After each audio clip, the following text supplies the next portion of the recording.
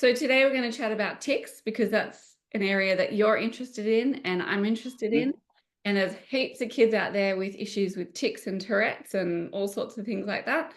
So I love that you advocate for getting help in this area. And I guess we want to acknowledge that not all kids with airway and sleep issues have tics, and not all kids with tics are caused by airway and sleep issues.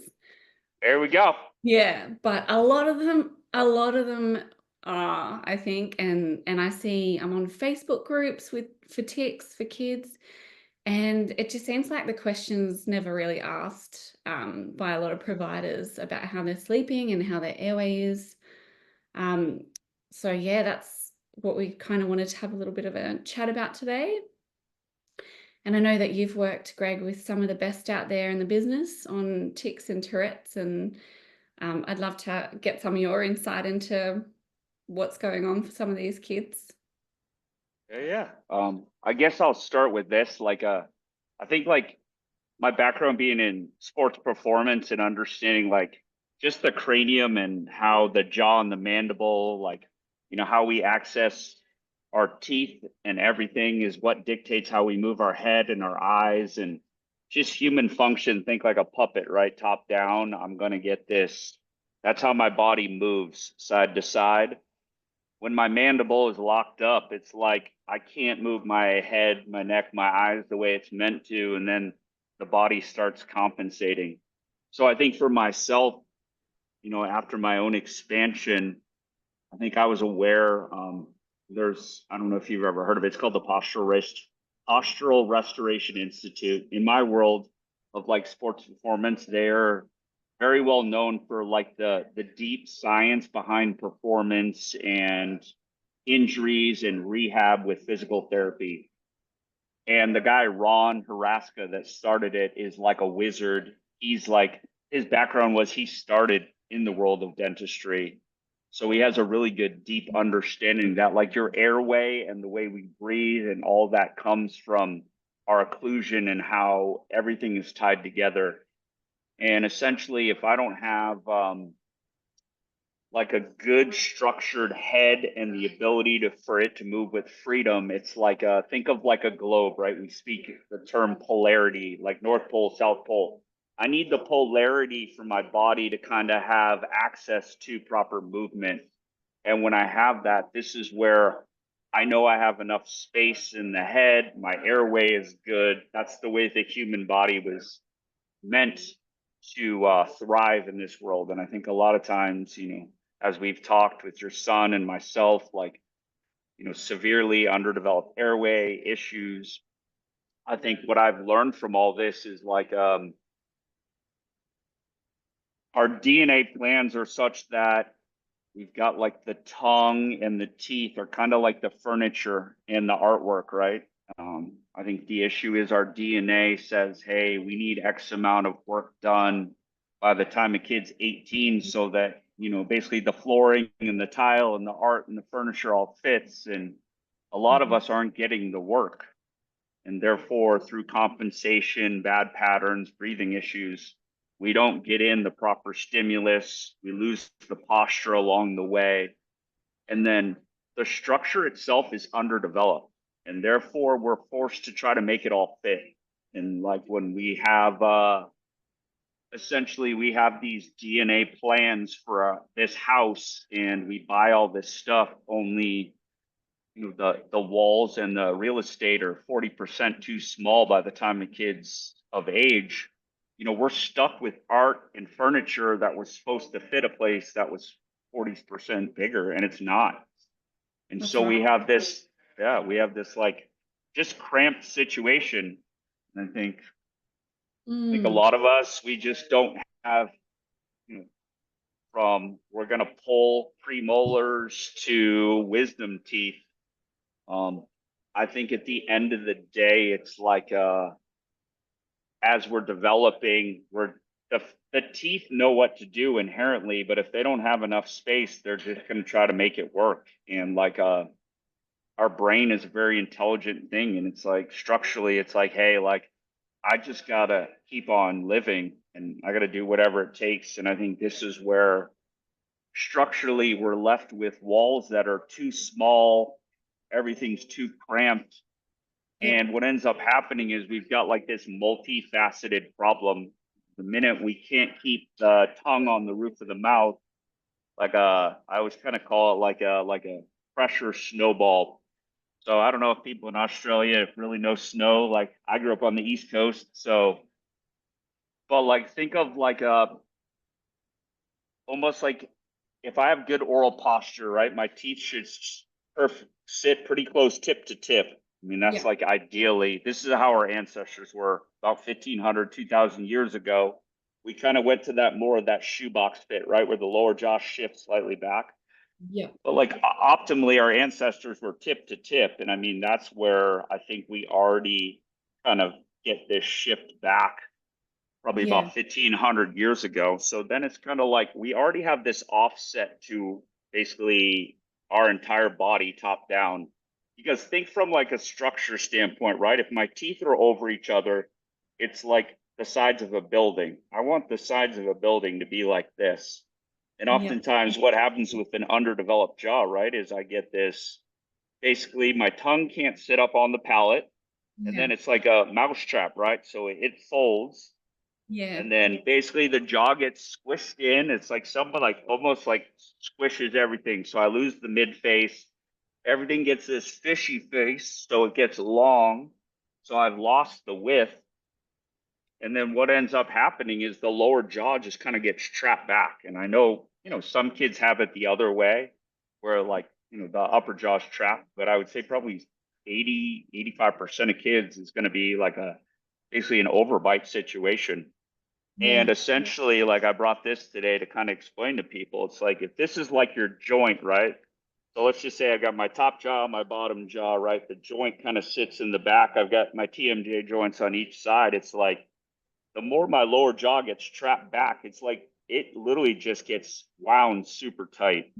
And the tighter this gets wound, it's kind of like this is where my joint gets compressed. It's like it's getting just so tight that it can't even like breathe. And this is where a lot of times, this is where the TMJ joints kind of get pissed off. So we have a jaw that's trapped back, and then we have teeth that don't match up. So I don't have a good occlusion. And then as a result, like my lower teeth aren't erupting because they're trapped down. So I'm losing vertical height in my jaw because my tongue's not up there, and then my lower teeth can't kind of erupt the way they're meant to. So it just kind of keeps this whole lower arch, and this is where the lower jaw kind of gets trapped back, and it's kind of like back here gets compressed. So when Yeah. my joints get compressed, this is where I think a lot of people, and I mean, I help a lot of people, especially adults in this world in the States, is like just I'd say a lot of 20 to 50-year-old women have a lot of serious jaw pain, neck pain, face pain, all kinds of chronic migraines. And a lot of this is just the byproduct of TMJ joints that are pissed off. And essentially, it kind of goes from a pissed off hornet's nest to it just kind of gets like activated. And I feel like a lot of times this is where I learned in the 70s and the 80s, Dr. Brendan Stack, he's like the godfather of TMJ. He's since passed a few years ago. But like he learned that like just if I've got a lower jaw that gets trapped back, I essentially got this from a teeth perspective, like I can't everything gets like super compressed in the back here. And this is where sometimes just putting like spacers on the back molars just gives me a little bit more height. And this is where, when I get a little bit more height, this is where like I'm no longer just kind of compressing the nerves in the back. And this is where I can start to, it's almost like putting like the nerves on ice. Yeah. And Yeah. so the hornet's nest kind of gets pissed off. And what I don't think people realize is your trigeminal nerve like covers your face like a Jason mask. It's like the whole thing. And I would say probably 50% of our basically our sensory motor feedback is tied to this one nerve. And the issue with it is it also ties into our C1, 2, and 3 vertebrae. So it's like this super pain sensitive in every way.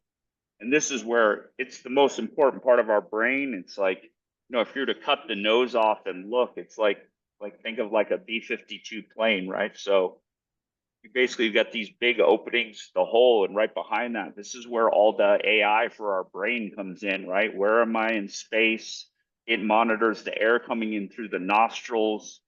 Essentially, right there is where we know kind of where we are spatially. So, like, this is like the most critical part for us to know where we are and how we operate as humans. And I think anytime our bite is off, we don't have enough space, the tongue can't sit on the palate, like this nerve can get like just overused, and then at some point it doesn't know how to calm down, and Yep. so we end up getting this Kind of essentially like, misfire. yeah, and everything kind of comes along for the ride. And I think the issue with it is the more I read in regard to it is that like it it occurs at a level that we're unaware of. Like it occurs in ways that are not good for us, but like it's not enough for it to register as pain or an issue to our brain. But in Mm. every single way, from it affecting our eyes and all this stuff. But it's like, when you think about like Morse code, right? Like if you get something super compressed and it's fired up, it's like D D D D D. So you think about like tics, right? Eyes, Mm. it's like my nephew, he's like, ooh. Yeah. But it's like, I mean, you name it, it's all this. It's Well, the nerves aren't meant to be compressed. They're meant to be able to move freely as they need to move and fire the way they need to fire. But like you said, all of a sudden we've got these squashed faces pushed back, and as well as impacting so many other systems of the body. One of them is squashing those cranial nerves, and that's just going to be affecting multiple areas of the body. I know for my son, he had many different tics. He had motor tics and oral tics, and many specialists involved, and no one ever kind of mentioned to check airway and sleep. And I think that's one of the kind of key messages from today's chat that we want to get out there. Put it on the radar of your specialists and ask about it, because for our son, we ended up getting him a palate, a jaw widener, a palate expander, and it was shockingly quick. The tics, he used to rotate through a number of them, like every month, like rotate something new, rotate for 4 weeks, rotate. And within like 3 weeks of active expansion, getting that better airway at night, making more room on the top palate, freeing up some of those cranial nerves, like they dissolved up to about 80%. And I mean, we were getting his allergies under control at the same time, so his breathing was generally just a lot better. But that's all we did. We just got him breathing and sleeping better. And I think in a lot of kids' cases, if they're sleeping crap and they're breathing crap, they're stuck in this sympathetic nervous system state where they're in this fight or flight, right? So they're not in this calm state that they should be in. And certainly in our son's case, he was trying to regulate his body by going through these tics, trying to regulate himself back into that parasympathetic nervous system state. And like that's so hard if a kid is not sleeping well every night, not being able to breathe, not go through their sleep cycles as they should, and just keeping him in this kind of loop. So all this stuff is super interesting to both of us, I think, and we just want to put it on the radar for parents to check this out as well, because we did nothing else for our son except fix his airway and sleep, and those tics resolved.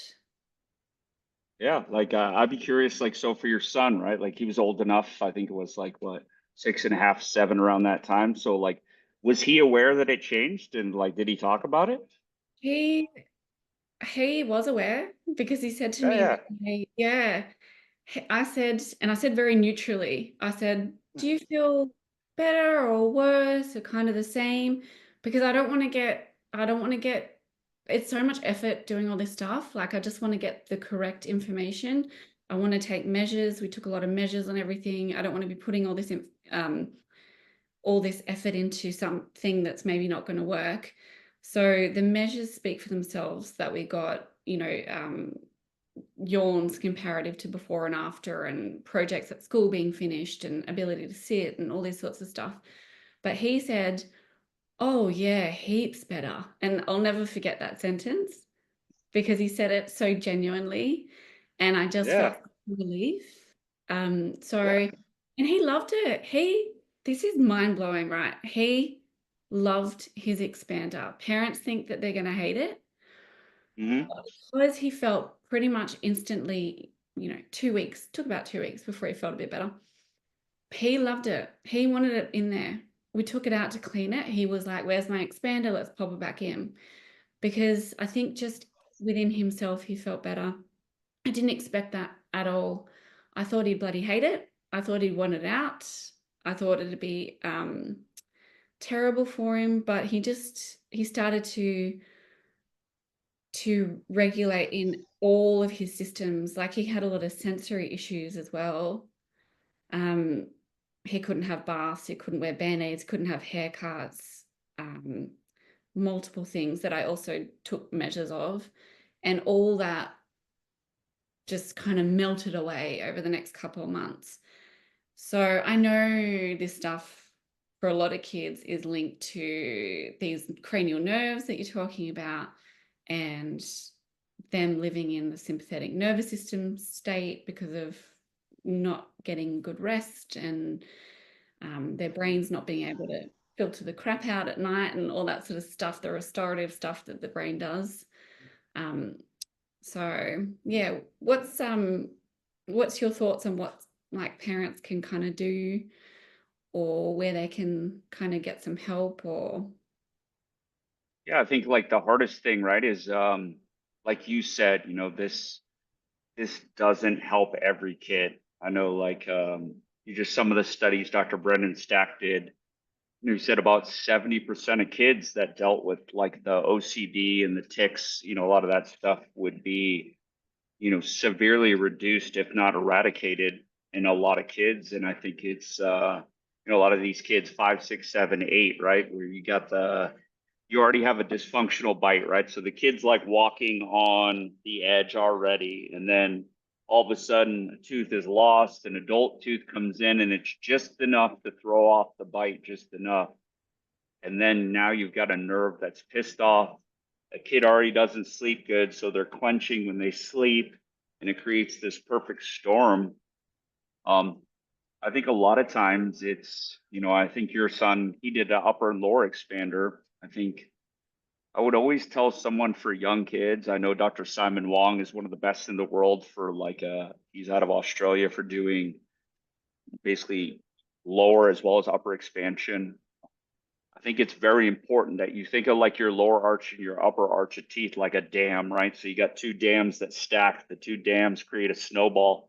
So I think it's like your lower arch is always going to obviously have to honor the upper arch so that it fits. So I think it's important that like while a kid before they're 10 years old or so, mm, I think it's really important that kids get, evaluated as soon as possible, because even when I look at a lot of the best doctors in the world, like their own kids, 3, 4, and 5 year olds, and these kids are outliers already with their numbers, but like we can't even get there anymore naturally.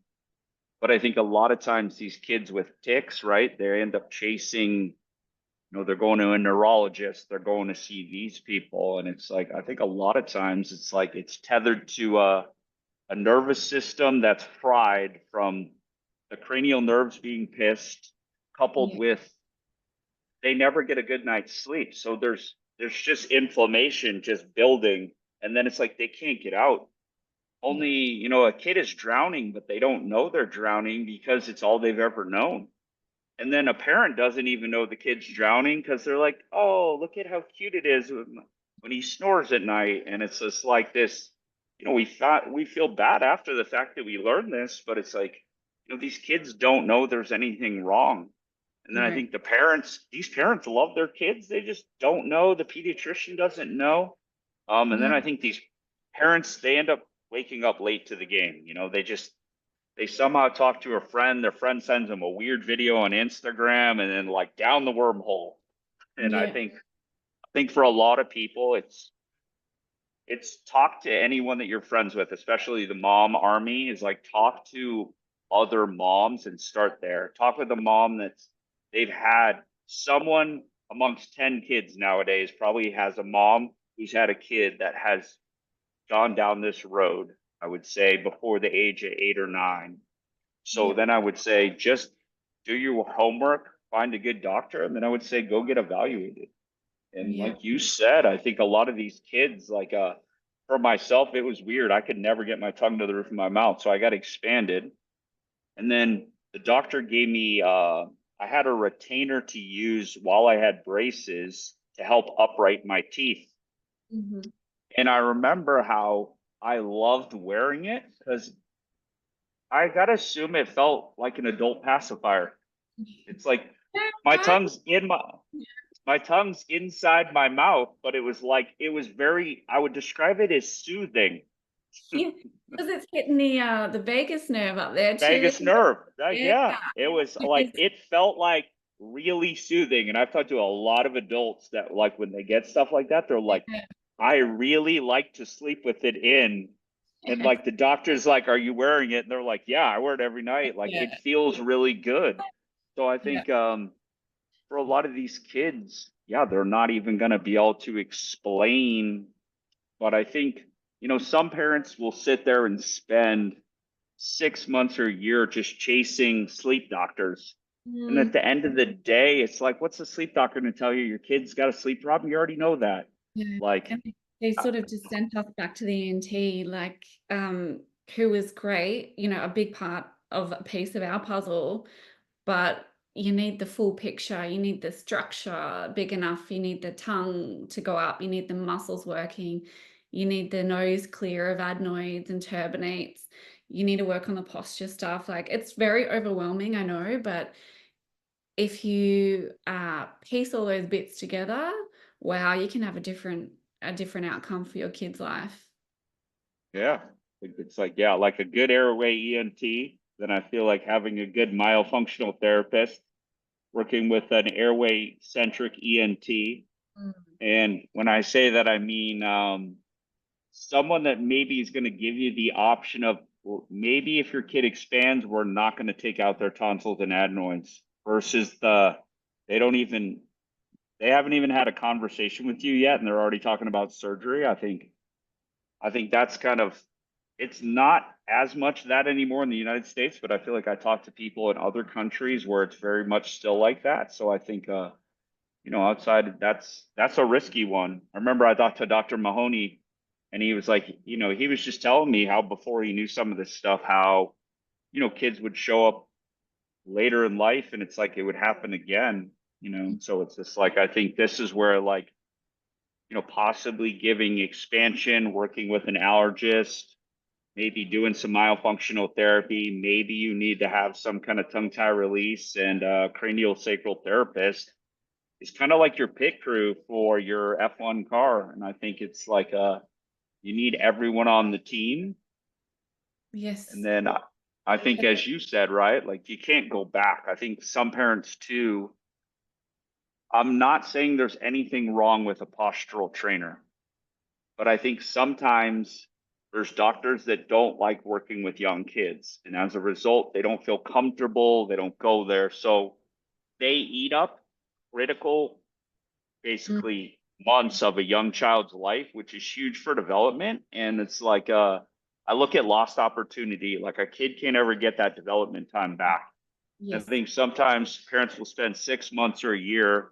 I'm not even talking about the money, but it's like, from 4 to 5 years old, you could Mm, have gotten that kid nasal breathing versus it doesn't move the marker enough. And then you end up having to do it again at 5 versus doing it at 4. I would always tell a parent to go see someone that does upper and lower expansion to get yes. context because at least someone that understands the power of what it does for your kid, is going to give you an opinion. Now, maybe that person says, your kid is so good that we're just going to give him a postural trainer.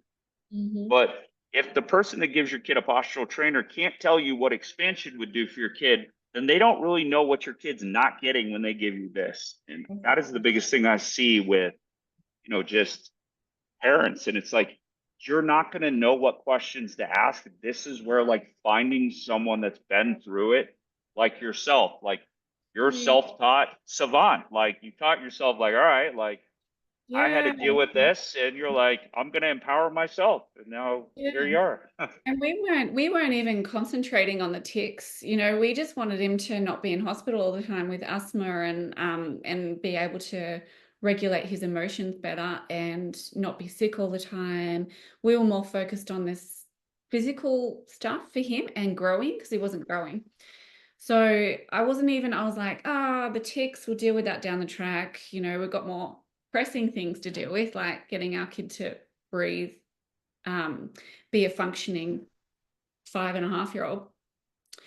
And that was just sort of something that was a bit unexpected. And now it's thrown me into this world of, well, we need to start talking to tic parents of kids with tics about this, because it wasn't even, I wasn't skewed um, in my thinking about, oh, we're going to get this, it's going to help with tics. Like this was just something that accidentally happened.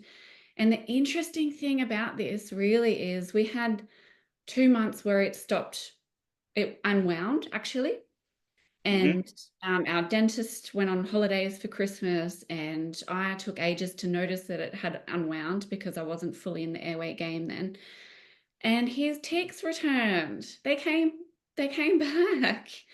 So I know they're correlated. I know for him, I'm not saying all kids, but for him and a lot of kids out there, they go hand in hand. And they also return a little bit when he's not well. So when his breathing is crap again, nose is clogged up, gets that virus that's going around.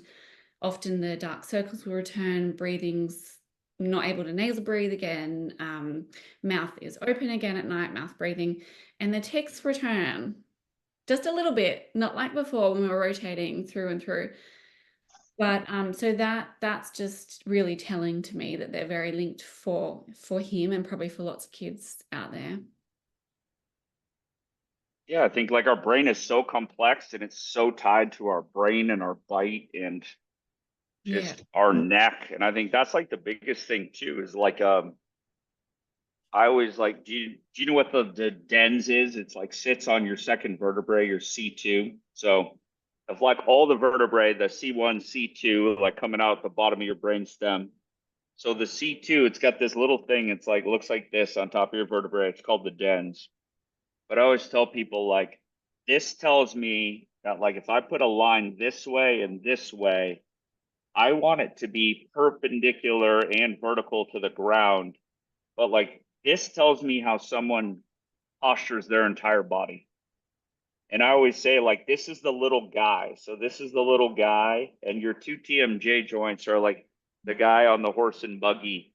So it's like for me to be nice and solid, it's like I need to be able to balance my neck because my teeth, my TMJ joints in my neck, like, yeah. And that's like basically like right there at that base of the skull is where everything threads out through the brain stem and the C1, C2 at the bottom there.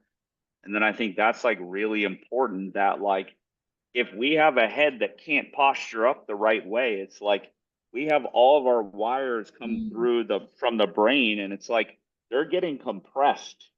And this is where like having enough space and having good posture means we have to get the occlusion and the TMJ joints balanced.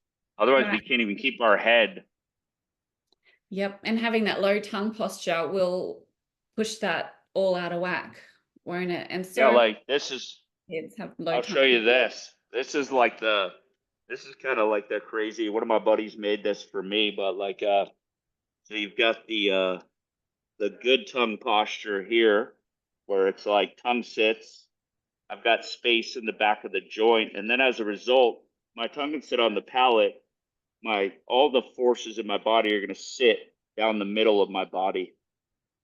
And then the issue with like the kid that can't keep their tongue on the roof of the mouth is like basically what happens is I should have a little bit of space to where it's got like pressure and a snowball, but the minute my tongue comes down, it's like my lower jaw like goes back. Then my head is gonna tip. And then Mhm. this is where my neck goes forward. And then it's just like I can't really get my tongue back up on the palate anymore. So this is where my head gets like squeezed. And that's why it's like hard for a kid to get like their posture back. And I think this is where we have a bunch of adults running around where like they have this forward head posture, their jaws are stuck in the basically the joints are all angry. And then we have these super complex issues by the time we're adults that like are a nightmare to fix because you got to see 5 doctors. Yeah, exactly right. I don't know if you can see this, but this is a Yeah. this is a text between you and I actually many months ago. And you can see that you were just talking about the mandible being back, the bottom jaw, and you can see sort of visually what that might look like in a kid. And then after, palate expansion or jaw growth device or whatever it is, you can see that mandible visually has come forward, right, compared to there. So like you were just showing in the picture, it frees up all that backspace. That joint there is going to be heaps happier as well. The cranial nerves have more area to do what they need to do and fire the way they need to fire. So it just makes so much sense. If you shrink it all, squash it all, narrow it all, it's not going to be able to function the way it needs to function or do what it did 2000 years ago. So of course we have all these other issues that can stem from something so simple as our faces changing shape. Yeah, and I mean, there's a lot of science that ties dysfunctional bite to Parkinson's, MS, ALS. There are bite components to this. I listen to guys all the time that like the deep science of it and the brain, and it's like when your bite is not happy in your nervous system, like Yep. but it's like it's no different. You get stuck on like you got the Parkinson's right with the pill roll and the finger. It's like a tick, but it's like a lot of these. You've got a dysfunctional bite. I think like Dr. Stack said, I've never met a Parkinson's patient that didn't have a TMJ problem, and you're like, damn. Wow. But it's like but I now realize that like the majority of adults have undersized jaw and a dysfunctional bite. So now I'm like, huh, like Mm. at what point is that just a factor for most people? Yep. And even though that's the studies are out there, the science is out there, it hasn't kind of made its way to fully mainstream, but it's coming, isn't it? There's a lot more people aware of this stuff. It's just sad that there's kids out there that won't get the benefits of all their specialists knowing about all this stuff yet. Stuff is across everything, isn't it? Like it affects your sensory system, affects your emotional regulation, affects your asthma, affects your immune system, affects your posture. It affects aesthetically how you look. It affects your cranial nerves, which is what you were talking about a lot. Just everything. Yeah, like think of like it's legal and think every athlete for the most part could do this and they would dramatically improve performance.